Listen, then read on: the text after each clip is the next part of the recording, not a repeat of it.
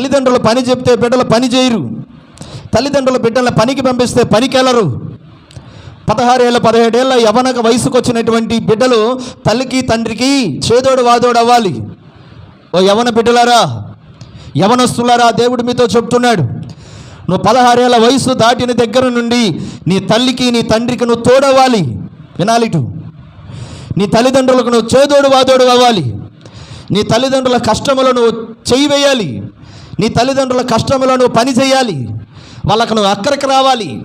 ఏ తండ్రికైనా 16-17 ఏళ్ళ వయసుకు వచ్చినటువంటి తన కుమారులను చూచినప్పుడు తను సంతోషిస్తాడు, తండ్రి అయిన వాడు. ఎందుకంటే నా బిడ్డ నాకు అక్కడికి వచ్చాడు.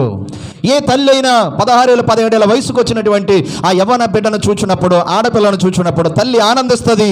ఇదిగో నా కుమార్తె, ఇదిగో నా అంతగా ఎదిగింది, ఇదిగో నాకు చేదోడు వాదోడుకుంటుంది. కొంతమంది